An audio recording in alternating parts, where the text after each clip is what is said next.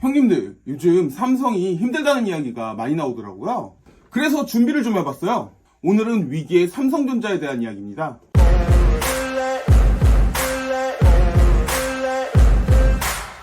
안녕하십니까. 사실 내 인생이 시궁창인데 무슨 삼성 걱정을 하냐, 이런 말씀을 하실 수도 있어요. 재벌이나 연예인 걱정은 하는 게 아니다. 네 인생이나 걱정해라. 뭐 이런 말들 하실 것 같거든요. 뭐 좋아요. 저도 그 말에 동감을 해요. 제 인생은 시궁창이거든요. 영상 찍어서 올려봐야 보는 사람도 없고요. 힘만 들고 돈도 못 버는 진짜 학고 유튜버니까요.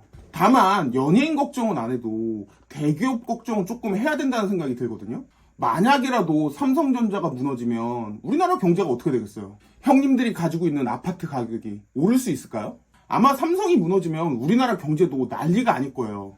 해외에서 돈을 벌어와야 그래야 돈도 국내 시장에 돌고요. 그래야 물건의 가격도 올라가잖아요. 그래야 형님들이 가지고 있는 아파트의 가격도 다시 오르겠죠. 만약에 삼성이 망하면 형님들이 가지고 있는 아파트의 가격이 오를까요, 떨어질까요? 그래서 네 거지 같은 인생이나 걱정을 하지 왜 삼성 걱정을 하느냐, 이렇게 이야기하실 수도 있기는 한데요. 제 거지 같은 인생이 더 거지 같아지지 않았으면 좋겠어서 걱정을 하는 거예요. 그래서 지금부터 삼성의 위기에 대해서 좀 이야기해보도록 할게요. 자, 들어가 봅시다. 제가 옛날에 가르쳤던 학생 중에 지금 삼성전자를 다니는 그런 친구가 하나 있어요. 그래서 만나서 삼성 이야기를 하더라고요. 그래서 요즘 삼성 안 좋은 거 아니냐라고 물어봤는데요. 그 친구 이야기하는 게 조금 깜짝 놀랐어요. 삼성은 절대 안 망한다. 엄청 잘 나간다고 이야기를 하더라고요. 사실 그거 보면서도 좀 느꼈어요.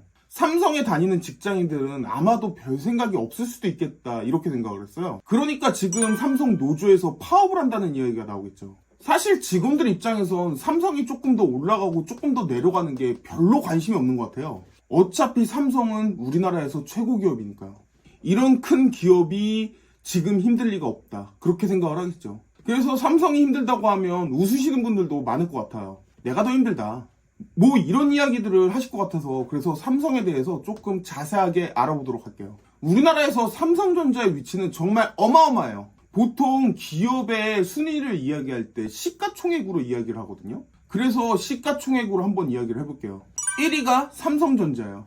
2위가 SK하이닉스예요. 되게 재밌는 게 지금 둘 다 반도체 기업이에요. 진짜 반도체 기업의 위험이라고 할 수 있거든요.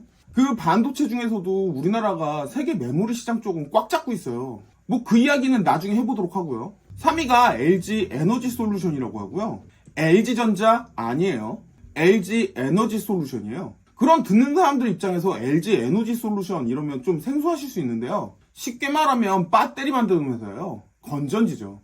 그러면 도대체 건전지를 만든 게 무슨 돈이 되냐, 이렇게 물어보실 수도 있는데요. 가장 큰 이유는요, 전기차 바닥에 배터리가 쫙 깔려요. 그것 때문이에요. 근데 그거 하나 때문에 우리나라 3위냐 라고 물어보실 수도 있거든요.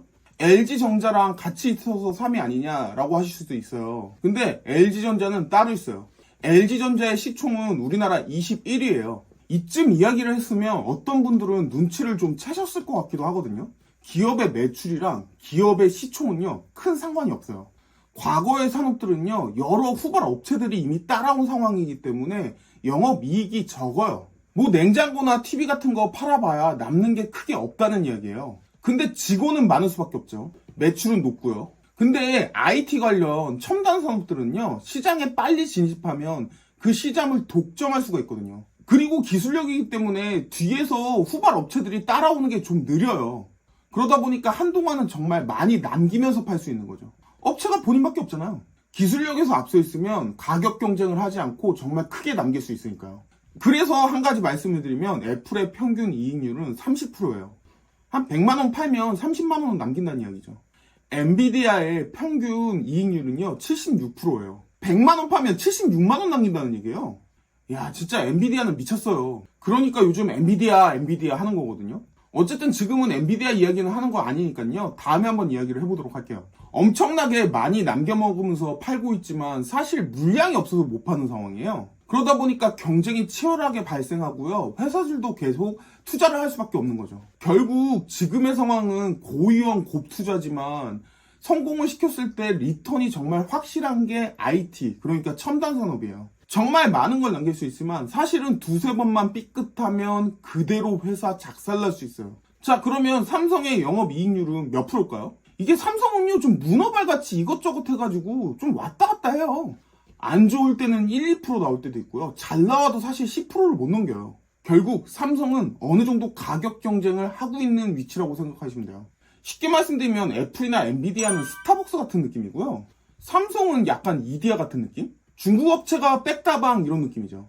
근데 어쨌든 이런 이익이 크게 남는 부분에서 싸우고 있는 게 삼성전자잖아요.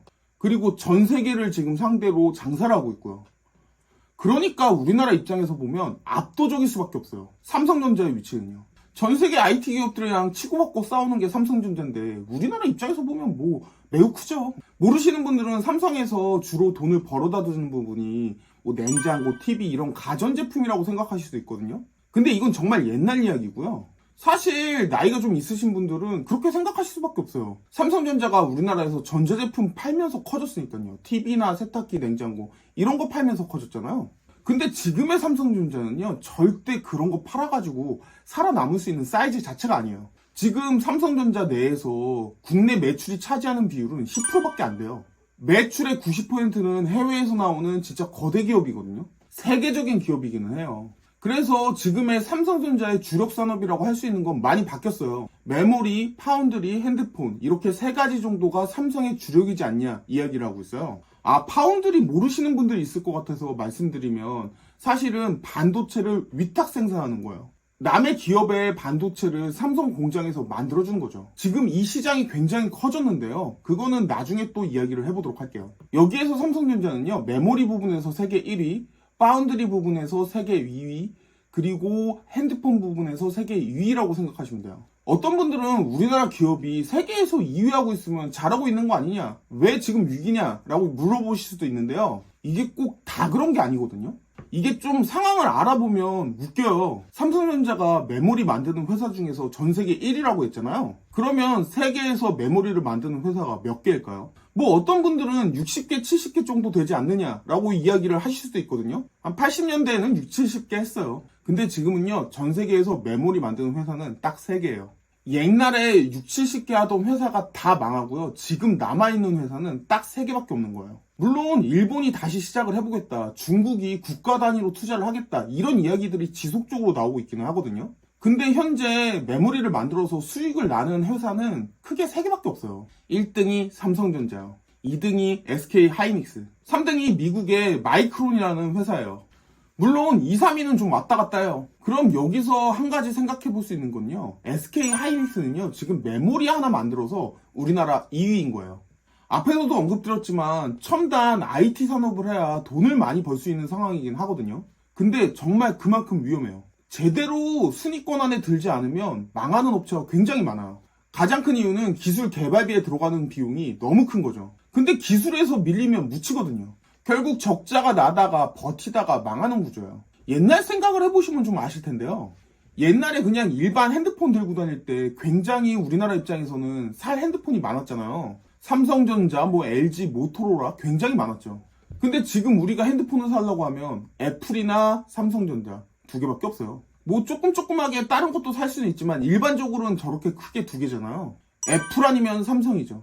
LG는 적자가 많이 나다 보니까 결국엔 버티다가 핸드폰 부문 철수했잖아요. 쉽게 말해서 망했죠. 점점 더 작아져야 되고 점점 더 기능은 좋아져야 돼요. 그러다 보니까 개발비로 들어가는 돈이 수조 원이에요. 근데 많이 팔지 못하면 남는 게 없잖아요. 몇 천억씩 적자가 나니까 그거를 버틸 수가 없는 거죠. 또 많이 파는 업체는 그만큼 많이 남기니까 개발비에다가 돈을 쓸 수 있는 여력도 더 크죠. 그러다 보면 기술력에서 차이가 더 나고요. 사람들은 또 그 제품만 쓰겠죠. 결국엔 돈 벌어서 투자하고 돈 벌어서 투자하고 이런 상황이 반복되는 거예요. 그러다 보니까 한두 개 기업만 살아남는 거거든요. 3, 4등 하는 업체들은 개발비가 감당이 안 되는 구조예요. 그러다 보니까 1등 하는 업체는 가격 경쟁을 할 필요가 없잖아요. 많이 남죠. 그 많이 남는 걸 가지고 계속 재투자. 앞에서 엔비디아에서도 언급했지만 70% 이렇게 남겨 먹어도 장사가 돼요. 첨단 산업은요, 지금 당장 물건이 필요하지만 그 물건을 만들 수 있는 업체 자체가 거의 전무한 거예요. 품질 차이도 많이 나다 보니까 한쪽으로 쏠리는 거죠. 한마디로 1등이 시장을 다 먹어버리는 구조고요. 2등 하는 업체는 또 나가리가 될 수도 있는 게 중국이 시간이 지나면서 저가격으로 엄청 밀어붙이거든요. 중국이 그러면서 따라오잖아요. 시간 조금 지나면 중국이 기술 배워와가지고 물량으로 가격 승부 보면서 밀어붙이는데 2등하는 업체는 미치는 거죠. 돈은 못 벌어, 투자비는 많이 들어, 이런 상황이잖아요. 결국 2등하는 업체는 가격 경쟁까지 해버려야 되고요. 이거 정말 쉽게 생각하면 이데아거든요. 중간에 껴가지고 힘들잖아요. 이놈의 중국은 정말 말도 안 되는 가격으로 시장 부수면서 돌아다니거든요. 그러다 보니까 점점 더 살아남는 기업들이 적어지는 거죠. 결국 3, 4등 하면 수익은 안 나고 적자만 나면서 IT 기업에서 퇴출되는 상황이 지금의 상황이에요. 여기에서 삼성의 힘듦이 있는 거죠. 분명 2등이긴 하거든요. 분명 2등인데 1등이랑 차이가 너무 나요. 거기다가 신생 업체가 처음부터 1등을 목표로 하진 않잖아요. 그리고 중국 업체들도 처음부터 뭐 1등을 목표로 하진 않으니까요. 타도 삼성을 외치죠. 삼성은 중간에서 껴서 굉장히 힘든 거죠. 그렇다고 가격 경쟁을 할 수도 없고요. 그렇다고 기술력이 1등이랑 비벼지는 상황이 현재는 아니에요. 그래서 지금 삼성이 위기다라는 이야기가 나오는 거거든요. 까딱 잘못하면요, 이거 무너질 수도 있을 것 같다라는 생각이 들기도 해요. 물론 아예 망하지는 않겠지만 예전 과거에 소니처럼 될 가능성이 있어 보이기는 해요. 제가 봤을 때 지금의 삼성전자는요, 굉장히 안 좋아요. 자세한 건 뒤에 좀 설명을 해보도록 하고요. 그럼 다시 우리나라에서 삼성전자의 위치에 대해서 조금 더 이야기를 해보면요. 왜냐면 이걸 좀 알아야 이야기가 더 될 것 같거든요. 삼성이 크다 이야기했지 생각보다 삼성은 더 커요. 앞에서도 말씀드렸지만 우리나라 시총 1위가 삼성전자라고 했잖아요. 2등이 SK하이닉스고요. 3등이 LG 에너지솔루션이고요. 4등에서 삼성이 또 나와요. 삼성 바이오로직스. 5등이 현대자동차거든요. 아, 여기에 또 삼성이 있네요. 삼성도요, 삼성전자가 망할 수 있을 거라는 생각을 해요. 왜냐면 여러 세계적인 대기업들이랑 경쟁이 힘들잖아요. 밑에 직원들만 안 하는 거지 윗선은 굉장히 고민 많을 거예요. 그래서 경쟁에 뒤처졌을 때를 대비해서 사실은 부가가치를 내야 되잖아요. 삼성도 살아남아야 되니까요. 그래서 이거 제약회사예요. 삼성전자가 뒤처졌을 때를 대비해서 만든 회사라고 알려져 있거든요. 근데 이게 시총이 현대자동차보다 더 크네요. 어쨌든 이 4개를 다 합쳐봐야 삼성전자보다 시총이 적어요. 어디까지 더해야 삼성전자 시총을 넘느냐면요, 9등까지 다 더해야 돼요. 2등부터 9등까지 다 더해야 1위인 삼성전자 시총을 넘어서요. 6위가 기아자동차고요. 7위가 제약업체인 셀트리온이에요. 8위는 포스코고요. 9위가 삼성 SDI예요. 여기서 삼성 또 나오죠. 삼성 SDI는 배터리 회사예요. 아까 LG랑 똑같겠죠.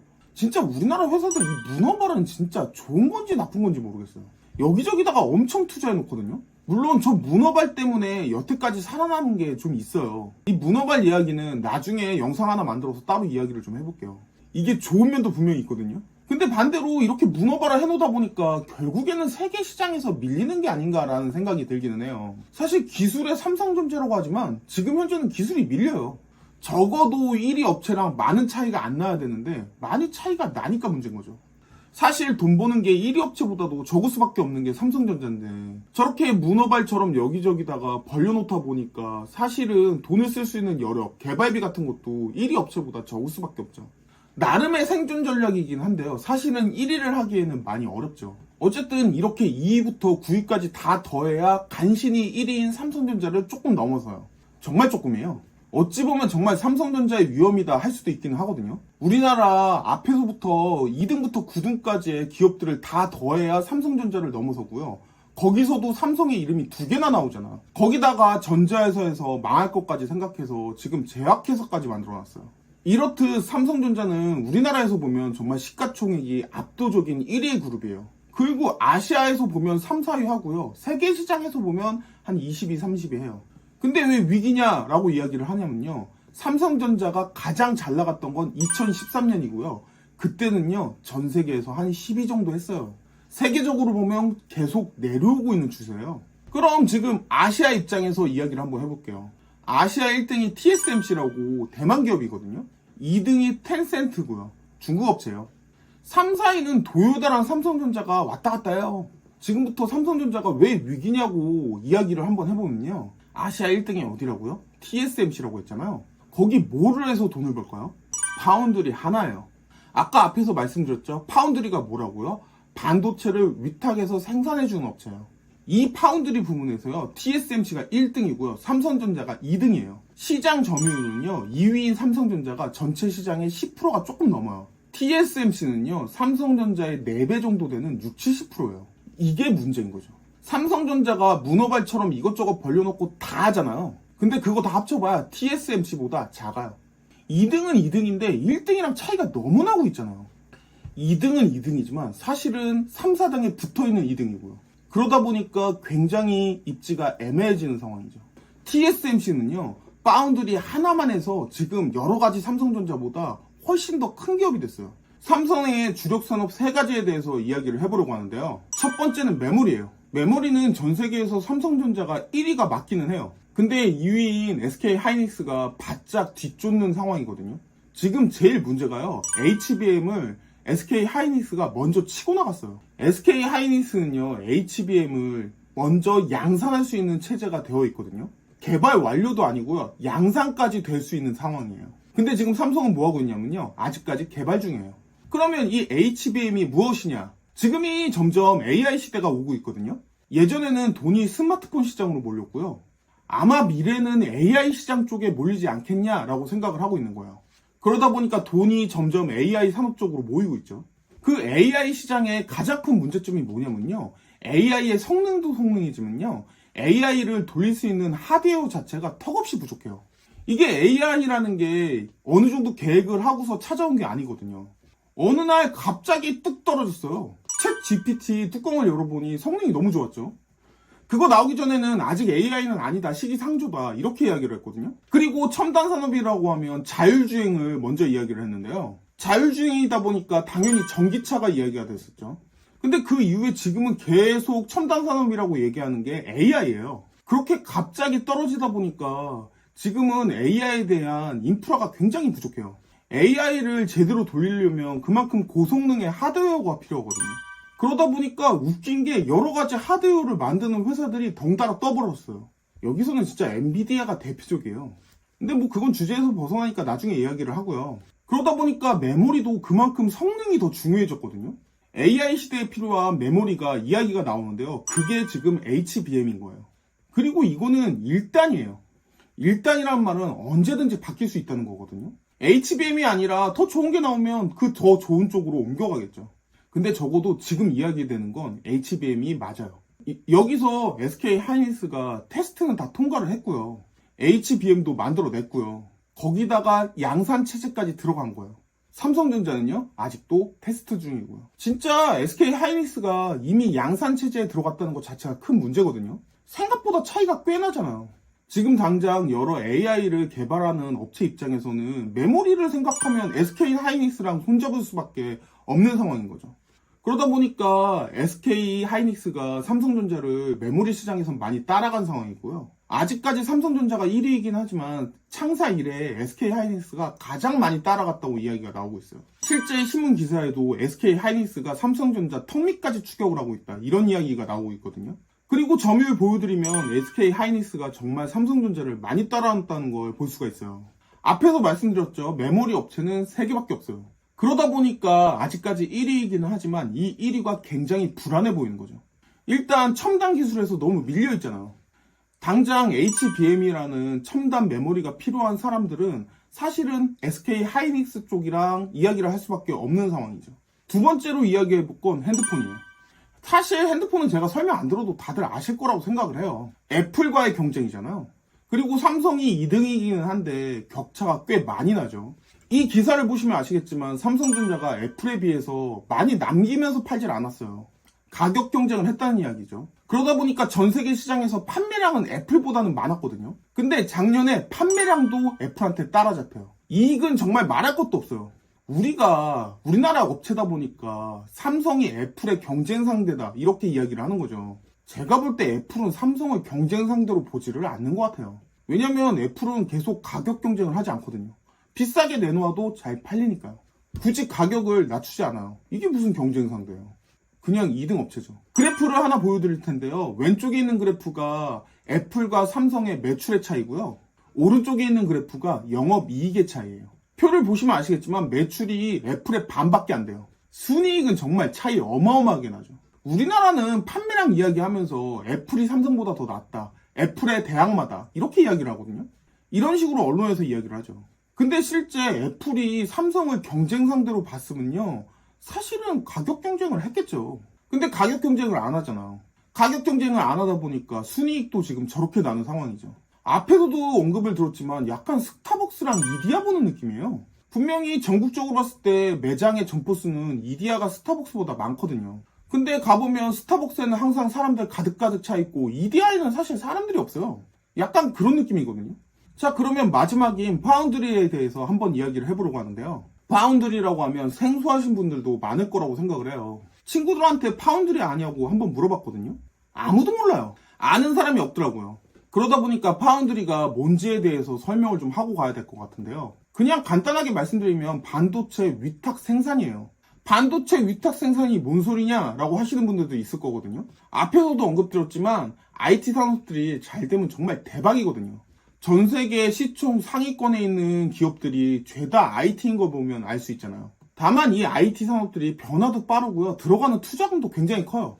그러다 보니까 한두 번 삐끗하면 정말 회사가 어려운 상황에 빠지거든요. 이게 대표적인 게 IBM이랑 인텔이에요. 사실 제 생각엔 삼성전자가 위기다 하는데 사실 그래도 인텔보다는 나아요. 뭐 인텔 이야기는 지금 주제는 아니니까 나중에 한번 해보도록 할게요. 어쨌든 이 투자금이 점점 커지다 보니까 산업이 점점 전문화 쪽으로 가버려요. 삼성전자나 인텔 같은 기업들은 본인들이 반도체를 직접 설계도 하고 만들기도 했거든요. 사실 옛날부터 시작한 기업들은 대부분 다 그렇죠. 근데 최근에 반도체 회사들은요, 반도체를 본인들이 설계만 하고요, 만드는 거는 다른 데 위탁을 줘버려요. 그리고 이제는 정말 대부분의 기업들이 이런 식으로 일을 하거든요. 왜냐면 설계만 잘해도 정말 엄청난 돈을 벌 수 있거든요. 거기다가 정말 기술 개발에 들어가는 돈이 정말 엄청나게 많이 들어가다 보니까 리스크를 줄여야 될 거 아니에요. 그래서 본인들이 잘할 수 있는 걸로 영역을 줄이고요. 거기다가 집중 투자를 하는 거죠. 그래서 반도체를 설계만 하는 회사들을 우리가 팹리스 회사라고 불려요. 한마디로 공장을 가지지 않고 있는 회사예요. 반대로 설계받은 도면을 가지고서 주문 생산만 하는 걸 우리가 파운드리 업체라고 불러요. 반도체를 만들어내는 회사죠. 쉽게 이야기하면 공장이에요. 그런 회사들을 우리가 파운드리 회사라고 불러요. 사람들이 애플 하니까 반도체를 애플에서 만들어낼 거라고 생각을 하거든요. 애플은요, 반도체를 본인들이 설계만 할 뿐 만들지는 않아요. 엔비디아도 설계만 하지 만들지는 않거든요. 실제 이 반도체를 만드는 회사는 TSMC라는 대만 회사예요. 간단히 말씀드리면 제조업이거든요. 근데 이 반도체 제조업이 점점 더 어려워지고 점점 더 돈이 많이 들어가요. 왜냐면 설비에 들어가는 기계값들도 점점 커지거든요. 이게 투자 비용이 조 단위로 들어가고 있거든요. 그러다 보니까 모든 게 다 쪼개지고 있는 상황이라고 생각하시면 돼요. 근데 이런 상황에서 삼성은 다 하고 있고요. 애플이나 TSMC는 서로 분업화해서 본인들이 잘할 수 있는 것만 하는 거죠. 삼성은요, 팹리스까지 하고 있어요. 반도체 설계까지 하거든요. 근데 세계 시장에서 순위가 많이 좀 낮아요. 14인가 그러니까 정말 의미가 없어요. 여태까지 이야기를 생각해 보시면 아실 테지만 파운드리 부문에서 1등이 TSMC, 2등이 삼성이에요. 2023년 자료인데요. 일단 매출을 보면 삼성전자가 엄청 대단해 보이죠. 매출 엄청납니다. 이런 자료 들이미면서 삼성 정말 최고다 이런 얘기 하면 정말 잘못된 거예요. 삼성은 문어발처럼 이것저것 다 하니까 매출은 높게 잡힐 수밖에 없는 거죠. 그럼 다른 자료인 시가총액 보여드릴게요. 보면 아시겠지만 엔비디아가 가장 높고요. 그 다음이 TSMC, 그 다음이 삼성전자예요. 일단 엔비디아는 팹리스 회사니까 빼버릴게요. 파운드리, 그러니까 반도체를 위탁 생산하는 업체만 보면요, TSMC랑 삼성이거든요. TSMC는 반도체 위탁 생산만 하잖아요. 근데 시가총액이 삼성보다 높아요. 그럼 더 충격적인 걸 보여드릴게요. 2023년 영업이익이거든요. 삼성전자와 TSMC, 엔비디아의 차이예요. 정말 확연하게 갈리죠. 삼성전자의 영업이익은 엄청나게 낮게 잡혀져요. 그럼 이제 시장 점유율을 보실게요. TSMC가 59%예요. 삼성전자 13%예요. UMC가 10%예요. 참고로 UMC는 대만 업체예요. 보시면 아시겠지만 삼성전자가 말이 2등이지 사실 1등이랑 차이가 어마어마하잖아요.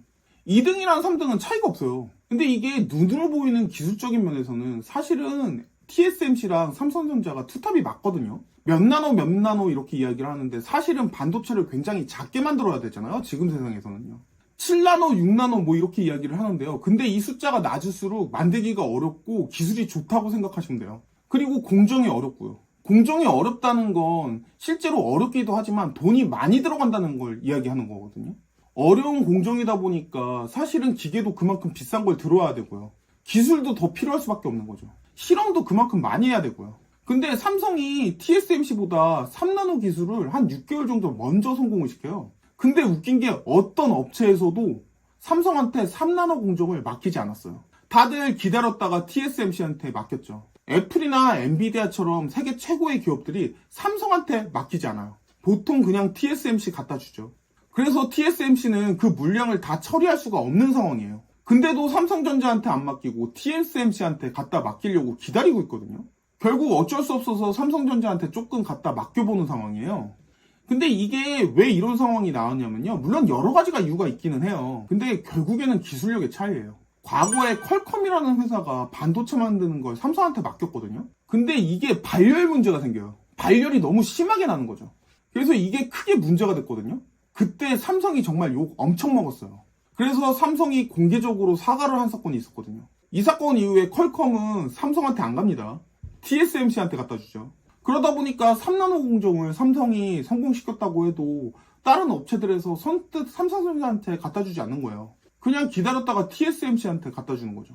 지금 TSMC는 너무 많은 회사들이 만들어 달라고 부탁을 하니까 그 물건들을 다 만들 수가 없는 상황이에요. 물량을 다 받지도 못하는 상황인데 삼성전자가 2등인데도 다른 업체에서 삼성전자한테 일을 안 맡기는 거죠.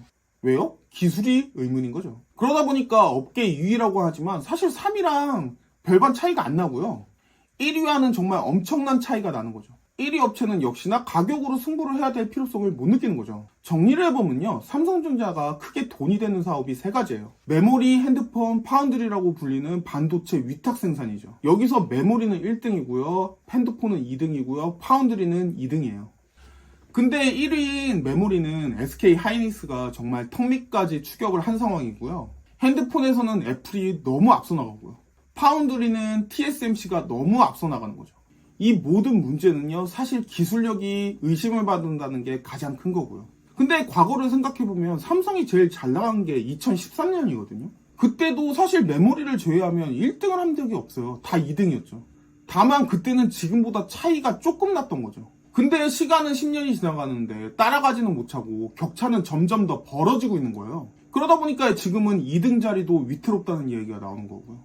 그러다 보니까 삼성이 위기다라는 이야기가 나오는 거죠. 재벌이나 연예인 걱정은 하는 게 아니라고 하지만 사실 삼성이 소니처럼 무너진다고 생각을 해보세요. 국내 경제 난리 날걸요. 물론 뭔가 새로운 기업이 나와서 삼성을 대체해주는 상황이 나오면 크게 상관이 없을 텐데요. 이게 미국을 제외하면 그렇게 갑자기 나와서 대체해주는 나라는 한 군데도 없어요. 그래서 삼성이 잘 버텨야 되는 거거든요. 우리는 소니의 추락을 보았고요. 일본이 30년 동안 옆으로 기는 걸 보고 있어요. 삼성이 무너지면요. 삼성이 무너지는 것도 문제겠지만 우리나라 큰일이에요. 아파트 가격은 올라가지 않을 거고요. 재수 없으면 디플레이션까지 올 수도 있어요. 일본 보세요. 30년 동안 지금 성장을 못하잖아요. 제발 삼성이 앞으로 좀 잘해줬으면 좋겠고요. 만약이라도 무너진다면 정말 무서운 일이 벌어질 것 같아요. 제발 잘 나가기를 기원해볼게요. 삼성전자의 미래에 대해서 한번 이야기를 해보려고 하는데요. 뭐 어떤 분들은 이렇게 말씀하실 수도 있거든요. 네가 뭔데 삼성의 미래에 대해서 이야기를 하냐. 뭘 안다고 떠드냐. 근데 사실은 전 아무것도 모르는 학고 유튜버거든요. 저 따위가 무슨 삼성의 미래에 대해서 이야기를 하겠어요. 삼성에는 저보다 훨씬 더 똑똑하신 분들이 많은데요. 다만 밖에서 보는 것과 안에서 보는 거는 좀 다를 수 있거든요. 그래서 그냥 제가 생각했을 때 삼성에 대해서 이야기를 좀 해보려고 해요. 아는 것도 많이 없는 사람이다 보니까 부족한 부분 이해를 좀 해주시고요. 지금부터 이야기를 좀 해볼게요. 개인적인 생각에는요. 삼성이 방향은 참 잘 잡았다고 생각을 해요. 삼성의 주력 산업이 핸드폰, 메모리, 그리고 파운드리잖아요. 근데 핸드폰과 메모리는 슬슬 지나가는 사업처럼 보이거든요. 물론 메모리는 HBM처럼 계속 첨단 산업이 되고 있기는 한데요. 미래에는 GPU랑 메모리가 섞인다 이런 이야기도 있거든요. 미국 군사용품 같은 데는 지금도 메모리랑 CPU 같은 게 같이 통합본으로 나오고 있어요. 다만 돈이 너무 비싸니까 현재는 따로따로 개발을 하고 있는 거죠. 그래서 삼성 입장에서는 미래 먹거리라고 할 수 있는 게 파운드리잖아요. 그러다 보니까 지금 시간에는 파운드리에 대해서 한번 이야기를 해보도록 할게요. 혹시 파운드리가 뭔지 모르실 분이 있어서 말씀드리면 반도체 위탁 생산이에요. 과거의 기업들, 그러니까 인텔이나 삼성 같은 경우에는 반도체를 설계, 제작을 같이 했어요. 본인들이 설계도 하고 제작도 한 거죠. 근데 이게 점점 시간이 지나면서 반도체가 굉장히 작아지고 정교해졌거든요. 지금의 반도체는요, 기본적으로 현미경이 있어야 볼 수 있고요. 최신 반도체 같은 경우에는 거기 있는 회로들은 코로나 바이러스 반개만 하다고 해요. 이거 진짜 시간이 지나면 원자계 수 많아진다라는 얘기까지 나오고 있거든요. 미쳤죠, 진짜. 그러다 보니까 점점 생산을 하는데도 개발 비용이 많이 들어가고 있어요. 그러니까 위험을 분산해야 될 필요성을 느끼고 있는 거죠. 그러다 보니까 반도체를 설계하는 기업이랑 반도체를 생산하는 기업도 나눠지게 된 거예요. 그래서 실제로 반도체를 생산하지는 않고요. 설계만 하는 기업을 우리가 팹리스 기업이라고 해요. 한마디로 공장을 가지고 있지 않다는 이야기거든요. 여기에는 애플이나 엔비디아 같은 굉장히 유명 업체들이 있죠. 설계만 잘해도 돈을 엄청 많이 벌 수 있기 때문에 굳이 만드는 것까지는 하지 않는 거예요. 사실 대부분의 미국 기업들이 팹리스예요. 설계는 하지 않고요. 설계 받은 도면 가지고 생산만 하는 기업을 우리는 파운드리 기업이라고 불러요. 근데 TSMC라는 기업이 이 파운드리 부분에서 1등이고요. 삼성이 2등이거든요. 근데 이 표를 보여드리면 아시겠지만 파운드리가 TSMC랑 삼성은 차이가 굉장히 많이 나요. TSMC는 59%인데 삼성은 13%이죠. 어떤 분들은 또 이렇게 말씀하실 수 있을 것 같거든요. TSMC는 계속 애플에 반도체를 만들어 주었기 때문에 점점 더 잘할 수밖에 없는 거 아니냐, 이렇게 말할 수도 있어요. 근데 사실 애플이 처음에 반도체 만드는 거 TSMC한테 맡긴 게 아니라 삼성한테 맡겼었어요. 그러던 게 삼성과 TSMC 반반씩 나눠주게 되었고요. 나중에는 다 TSMC한테 맡기게 되어졌죠. 물론 애플 입장에서는 삼성은 경쟁 상대잖아요. 경쟁 상대한테 물건을 맡긴다는 게 애플 입장에서는 조금 그렇죠. 껄쩍지근해요. 다만 TSMC가 물건을 제대로 못 만들었다면 삼성전자한테 다시 맡겼을 것 같은데요. TSMC가 물건을 잘 만들기도 했고요. 그러다 보니까 삼성전자한테 안 맡기고 TSMC한테 맡기기 시작을 한 거죠. 거기에 또 삼성은 2년 전에 정말 엄청난 사건이 터져요. 바로 GOS 성능 조작 이슈가 결정타예요. GOS라는 건 핸드폰에서 발열이 생기면요, 그 발열을 줄여야 되잖아요. 강제로 성능을 저하시켜서 발열을 잡는 그런 소프트웨어거든요. 사실 이 핸드폰이라는 게 너무 작기 때문에 발열에 취약할 수밖에 없는 구조거든요. 그러다 보니 삼성 같은 경우에는 사실 옛날부터 GOS라는 프로그램이 있었어요. 근데 이 GOS라는 프로그램이 문제가 된 거는요, 사실은 테스트할 때는 이 GOS 프로그램이 작동하지를 않았고요. 게임을 하거나 다른 활동을 하면 이 GOS 프로그램이 돌아간 거죠. 그리고 핸드폰이 무리한 프로그램을 돌릴 때 GOS 프로그램이 작동한 게 아니라요, 그냥 웬만한 프로그램을 돌려도 GOS 프로그램이 작동하는 상황이었어요. 그래서 삼성은 최신형 스마트폰이라고 광고를 했지만요, 실제 성능은 과거의 똥폰보다도 못한 성능이 나왔거든요. 비싼 돈 주고 샀는데 저가 폰보다도 성능이 안 좋은 거죠. 문제는 여기서 삼성 직원이 나와서 GOS에 대해서 인터뷰를 하면서 고객의 안정감은 타협할 수 없다, 이딴 소리를 이야기하거든요. 덕분에 삼성은 이미지가 정말 나락행을 탔어요. 그리고 이때 가장 큰 문제는요, GOS를 고객들한테도 말하지 않았지만 사실은 물건을 맡긴 회사한테도 말하지 않았다는 거예요. 쉽게 이야기하면 예전에 아우디가 클린 디젤이라고 하면서 본인들의 디젤이 굉장히 깨끗하다 이렇게 광고를 했잖아요. 근데 그거 완전히 다 거짓말로 밝혀졌잖아요. 그 사건이랑 유사한 거예요. 어찌 보면 정말 이렇게 큰 사건인데 이 정도면 선방한 거 아닌가라는 생각이 들기도 하거든요. 아우디는 뭐 거의 회사가 망할 뻔했잖아요. 그거에 비하면 삼성은 좀 운이 좋았다고 해야 하나요? 사실 제 생각엔 굉장히 비슷한 사건처럼 보여지거든요. 이 사건 이후로 퀄컴은 삼성한테 파운드리를 맡기지 않아요. TSMC한테 갖다 주게 되어졌죠. 믿음이 안 오잖아요. 여러 많은 기업들이 삼성이 아닌 TSMC한테 반도체 생산을 맡기게 되어진 거예요. 덕분에 삼성의 파운드리는 많이 안 좋아진 상황이 된 거고요. 저는 그럼에도 불구하고 삼성의 미래는 파운드리에 있지 않을까라는 생각이 들기는 하거든요. 그 이유에 대해서 잠깐 이야기를 해보면요, 일단 메모리 시장은 치킨 게임 끝에 남아있는 업체가 딸랑 3개밖에 없어요. 삼성전자, SK하이닉스, 그리고 마이크론인데요. 사실 세 번째라고 할 수 있는 마이크론도 적자가 낮다가 흑자가 낮다가 이게 반복되고 있거든요. 삼성전자가 HBM에서 SK하이닉스에 비해서 뒤처져 있다고 그렇게 이야기가 나오지만요, 제 생각에는 삼성이 따라잡을 수 있지 않을까 그런 생각을 해요. SK하이닉스와의 경쟁이 그렇게 큰 어려움은 아닐 거라고 생각을 하거든요. 이게 지극히 삼성 입장에서 생각을 해보면요, 사실은 D램을 만들어서 팔면 돈이 되는 상황이잖아요. 근데 HBM은 당장 만들어서 팔아봐야 돈이 안 되는 상황이니까요. 그러다 보니까 HBM보다는 D램을 만들어서 파는 게 이득이라고 생각을 했을 거예요. 근데 그러다가 사실 망한 기업이 하나 있죠. 인텔이라고요. 어쨌든 HBM을 너무 늦게만 따라가지 않으면 사실은 크게 문제가 되지 않을 것 같긴 하거든요. 어차피 이 메모리 시장은 세계 회사의 싸움일 가능성이 커요. 그래서 크게 문제가 없지 않을까 생각이 되어지고요. 핸드폰 시장은 이미 저물고 있는 해처럼 보여지죠. 애플을 따라가면 좋겠지만 굳이 무리해서 지금 애플이랑 경쟁할 필요는 없어요. 그건 좀 시대착오적인 발상이 아닌가 생각이 되어져요. 결국 삼성 입장에서는 승부를 봐야 될 곳이 파운드리예요. 왜 파운드리라고 말을 하는 거냐면요. 이거 제조업이라고 이야기를 했잖아요. 쉽게 이야기하면 첨단 제조업이거든요. 이게 첨단 제조업이다 보니까 기계를 사는데도 들어가는 비용이 정말 많고요. 기계 한 대에 몇백억 들어간다 그런 이야기가 있어요. 그러다 보니까 경쟁을 할 업체도 많지는 않아요. 그리고 결정적으로 미국 자체가 제조업이 약해요. 미국 업체들 중에 얼마나 어마어마한 그룹들이 많아요. 애플이나 엔비디아 뭐 이런 거는 말할 것도 없고요. 마이크로소프트웨어 이런 거 다 미국 기업이잖아요. 근데 이런 미국의 유수한 기업들이 다들 팹리스, 그러니까 공장을 가지지 않고 있는 기업들이에요. 그러다 보니까 팹리스보다는 파운드리 쪽이 조금 더 경쟁이 수월해 보이는 거죠. 적어도 미국과의 싸움은 아니잖아요. 미국은 지금 경제 지표상으로는 굉장히 잘 나가고 있는 것처럼 보이지만 사실은 빈부의 격차가 굉장히 크거든요. 미국 일반 시민들 인터뷰하는 거 보면 은근히 무식한 사람들 많아요. 시계를 못 읽는 사람들도 보이거든요.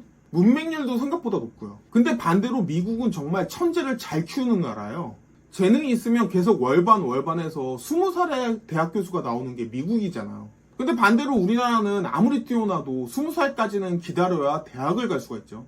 반대로 문맹률은 거의 없다시피 하고요. 천재는 잘 못 만들지만 평균은 매우 높은 게 우리나라예요. 근데 이게 우리나라 근처에 있는 나라들이 대부분 다 그래요. 앞에서도 언급 들었잖아요. 파운드리 1등이 TSMC라고요.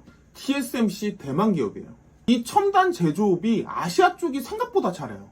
메모리를 만드는 회사가 3개가 끝이라고 말씀드렸잖아요. 메모리를 만드는 것도 만들다 보니까 사실 파운드리랑 연결고리가 있거든요. 이 부분에서 남아있는 회사가 3개죠. 이 3개는 삼성전자, SK하이닉스 그리고 마이크론이라고 불리는 미국 회사예요. 근데 이 마이크론도 공장은 미국에 있지가 않아요. 동남아시아 이쪽에 있거든요. 그러다 보니까 지금 미국에서는 지원금을 줄 테니까 미국에다 공장 만들어라 이러고 있거든요. 그러다 보니까 TSMC나 삼성도 미국에다가 공장을 짓고 있어요. 삼성 같은 경우에는 텍사스에다가 공장을 짓고 있죠. 왜냐면은 미국 입장에서도 빈부의 격차가 매우 큰 상황이잖아요. 제조업이 발전을 해야 빈부의 격차를 줄일 수가 있으니까요. 제조업이 발전을 하면 그 공장에서 먹고 살아야 되니까 그 근처에 식당도 생기고 여러 가지 가게들이 생기겠죠. 그러다 보면 자연스럽게 부의 재분배가 생길 거예요. 대부분 제조업이 발전된 나라가 빈부의 차이가 그나마 적은 편이에요. 그러다 보니까 미국 입장에서는 제조업을 발전시키고 싶어서 투자를 하는 거거든요. 근데 반대로 얘기하면 저렇게 돈을 주면서 공장을 지어라 라고 하고 있다는 것 자체는요, 미국의 제조업은 완전히 죽어 있다는 이야기예요. TSMC 회장도 사실은 미국에서 공장 만들려고 하니까 만드는 거지, 미국에다 공장 만드는 거 굉장히 부정적으로 이야기를 했거든요. 사실 TSMC 입장에서는 미국에서 돈을 주는 것도 주는 거지만 일감을 갖다 맡기는 게 죄다 미국 회사잖아요. 당연히 미국의 이야기를 안 듣기가 좀 힘들죠. 그러다 보니 마음에 안 들지만 미국에서 공장 만들려고 하니까 만드는 것처럼 보여져요. 이게 TSMC에서 미국에 공장 만들기가 싫은 거를 좀 생각을 해보면 되게 단순하거든요. 왜냐하면 미국 물가를 생각하면 미국 엔지니어한테 줘야 될 연봉이 1억을 넘게 줘도 적다고 생각을 해요. 우리나라 돈으로 연봉 한 1억 3천을 주어도요, 미국에서는 적은 돈이니까요. 근데 이게 한국이나 일본으로 오면 연봉 7, 8천 정도만 주어도 미국에서 구할 수 있는 기술자보다 훨씬 더 좋은 기술자를 구할 수가 있는 거죠. 미국은 금액은 높은데 일을 못하는 거예요. 그러다 보니까 TSMC가 자체적으로 공장을 만들고 있는 게 일본이거든요. 일본의 고급 인력들이 생각보다 싸다고 생각을 하고 있는 거죠. 30년 동안 임금이 오르지 않았으니까 이거 생각보다 싼데? 하면서 일본에다 공장 짓는 거예요. 이런 걸 감안해보면 왜 제조업이 한국이나 대만 뭐 이런 쪽이 강한지 알 수 있거든요. 전반적인 교육 수준은 높은데 그래도 첨단 산업에 대한 인건비를 생각하면 싼 거죠. 결국엔 가성비예요. 그래서 삼성 입장에서 보면 이 파운드리 부문에서 잠재적인 경쟁 업체는 3개처럼 보여지거든요. TSMC라는 대만 기업이 있고요. 그리고 우리나라의 삼성전자요. 그리고 미국의 인텔이죠. 근데 여태까지 인텔 이야기 안 하다가 갑자기 인텔이 튀어나왔잖아요. 인텔은요, 사실 스마트폰 시대로 오면서 모든 게 다 뒤처졌어요. 인텔은요, 지금 과거의 영광을 재현해야 되는 그런 상황이거든요. CPU에서는요, GPU가 오히려 CPU를 앞서고 있고요. AI 시대에는 GPU 이러고 있잖아요. CPU 내에서도 애플이니 AMD니 이런 그룹한테 따라잡혔죠. 그러다 보니까 한 군데로 힘을 모아서 그쪽에서 경쟁을 하려고 생각을 하는 것 같은데요. 인텔이 파운드리 산업을 하겠다고 사실 이야기를 했어요. 아무리 생각해도 다른 부분보다는 파운드리가 조금 더 만만해 보였겠죠. 그리고 인텔도 계속 제조를 해오던 업체니까요. 근데 앞에서도 말씀드렸지만 미국 자체가 사실 제조업이 잘 안 돼요. 그리고 지금 인텔 자체가 기술력에서 삼성이나 TSMC에 밀려있는 상황이거든요. 그래서 인텔은 어떻게 될지는 조금 더 지켜봐야 될 것 같아요. 과거에 명성이 높으니까 지금 인텔을 이야기하는 거죠. 사실 지금 입장에서는 완전히 밀려있어요. 일단 그래도 인텔이 벌어놓은 돈은 많을 거잖아요. 그러다 보니까 삼성의 경쟁 상대를 이야기할 때 자꾸 TSMC를 이야기할 수밖에 없는 거고요. 근데 지금 TSMC와의 격차가 너무 벌어져 있는 게 사실인 거죠. 그래서 계속 삼성전자의 부정적인 면에 대해서 언급을 했잖아요. 이게 아무래도 TSMC가 너무 독보적인 1등이다 보니까 비교하면 사실 부정적인 면이 보일 수밖에 없어요. 그렇다고 TSMC가 문제가 없냐? 그건 아니에요. TSMC가 일본에다 공장을 짓고 있는 것 자체가 문제라는 이야기거든요. 지금 대만에서 문제가 있으니까 일본에다가 공장을 짓는 거라고 생각하시면 돼요. 일단 첫 번째가 대만이 가지고 있는 정치적인 문제예요. 우리나라와 북한의 관계도 정말 큰 문제지만요. 대만은 그 정도가 아니죠. 사실 우리나라랑 북한이랑 치고받고 싸우면 사실 북한이 거의 죽을 가능성이 높거든요. 북한이 이긴다고 해도 거의 체제는 붕괴될 거예요. 한마디로 북한은 좀 만만한 나라인데요. 대만 입장에서 중국은 전혀 그렇지가 않아요. 싸우면 무조건 져요. 경제는 대만이 앞서 있지만 이거 사실 나라 사이즈 자체가 너무 크게 차이가 나잖아요. 미국이 안 도와주면 대만은 무조건 져요. 이건 실제로 전쟁이 일어나지 않는다고 해도 도발의 수위나 이런 게 우리나라 북한이랑은 정말 이야기가 다르죠. 거기다가 지금 우크라이나 사태 보면 중국이 대만 침략했을 때 미국이 도와줄지도 살짝 의문이에요. 물론 우크라이나랑 대만은 이야기가 달라요. 앞에서도 말씀드렸지만 대만 TSMC 무너지면 미국 입장에서도 난리예요. 설계 잘해봐야 뭐하겠어요. 만들 기업이 없는데요. 이거 근데 사실 전쟁 나면 삼성 입장에서는 개이득이거든요. 어쨌든 미국 입장에서는 잘못 끼면 사실 세계 3차 대전을 생각을 해야 되거든요. 이런 부분에서 TSMC가 삼성전자보다 리스크가 클 수밖에 없어요. 두 번째는 대만의 에너지 인프라예요. 우리나라는 여러 가지 위험성이 있지만 그래도 원자력 에너지를 쓰기 때문에 에너지에는 어느 정도의 여유가 있는 나라이기는 해요. 기름 한 방울 나오지도 않는데 여유 있다고 하니까 좀 웃기긴 하네요. 대만에 비해서 여유 있다는 이야기예요. 뭐 항상 한전이 적자다 이런 이야기가 나오고 있기는 하지만요. 우리나라에서 뭐 전기가 끊긴 적은 없잖아요. 근데 대만은 에너지를 거의 수입해와요. 수입을 해온다는 건 가스나 석유에 의존을 많이 한다는 이야기예요. 그러다 보니까 실제로 대만은 전기도 끊긴대요. 근데 이 첨단 제조업에는 막대한 에너지가 들어갈 수밖에 없거든요. 근데 TSMC는 대만 입장에서 보면 정말 생명줄이잖아요. 그러니까 일반 국민들한테는 전기가 끊겨도 TSMC한테는 전기가 끊기지 않겠다고 했다고 해요.